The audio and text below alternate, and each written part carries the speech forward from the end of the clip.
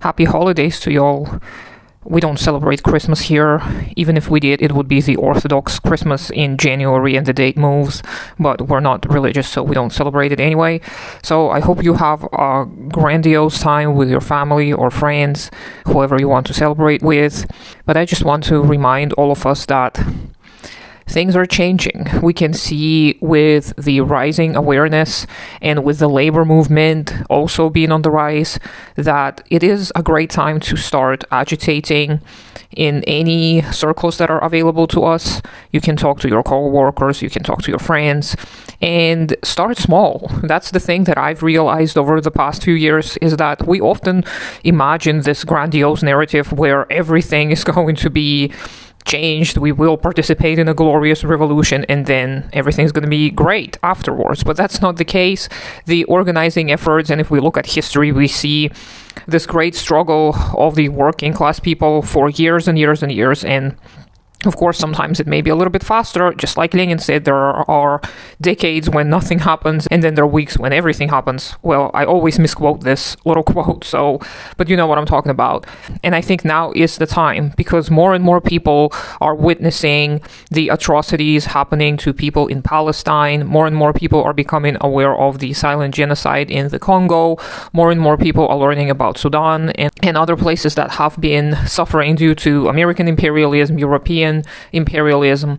And I personally agree with the comrades who say that we don't really live in the post-colonial world. It is still full-on colonialism. And looking at the evidence, I tend to agree with this. The conditions in many places are still so dire. People don't have access to anything. They don't have access to clean water, and it's not because they're poor and lazy and whatever. It is because the imperialist and colonial forces, they don't care. And sometimes they actively want to get rid of the people who may be too uncomfortable for them for one reason or another. And I just mentioned water, but there are other resources that are very scarce in many regions. Food, obviously, infrastructure.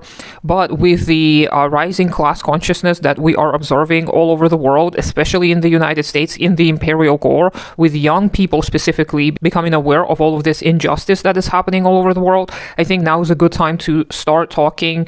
And maybe we shouldn't be using the vocabulary, the proletariat may not be the word that everybody enjoys hearing. It's okay if we don't use the keywords. It's okay if we choose to use words that are more accessible to the people we're talking to. And that is not anti-intellectualism, because you have to meet people where they are. People have been bombarded with propaganda since the day they were born, and now they're becoming aware of it all. And it's a huge, huge load. It's a lot to process, and there is a lot of disappointment, frustration, anger, and fear, because a lot of people think, well, if they were lying about this, and that, what else were they lying about? And you've got to give people space and grace in order to develop. And of course, we don't have much time, but what can we do? We can force people into organized movements. We can force people to understand everything that took us years and years and years ourselves to understand. And many of us, myself included, I don't claim to possess the ultimate truth. I am learning as I go, and every day I'm learning more and more,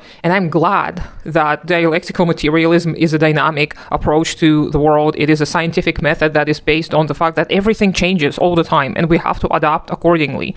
So don't expect people to know everything you know, and be patient with them, and be patient with yourself. You're not some kind of hero who's going to be able to accomplish great feats. None of us are. And Lenin and Che Guevara and Castro and Mao, none of them were superheroes who knew everything and who people always listened to. No, they had the same struggles we do nowadays.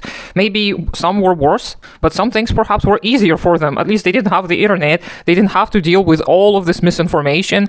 In some regards, their path was somewhat easier. Of course, there were other difficulties, but nowadays we're facing a lot of the similar things, like people are getting imprisoned, people lose their jobs, people sometimes even lose their lives over their ideals and over their values. So it hasn't really changed that much in the last 100 years. So we've got to remember all of this in our own endeavors. And just as I said before, starting small is something that is most likely going to happen, and we've got to be patient with the process. So if you have any mutual aid organizations that you can help with, consider this. Recently, some comrades on TikTok shared their great idea, which I think is quite brilliant.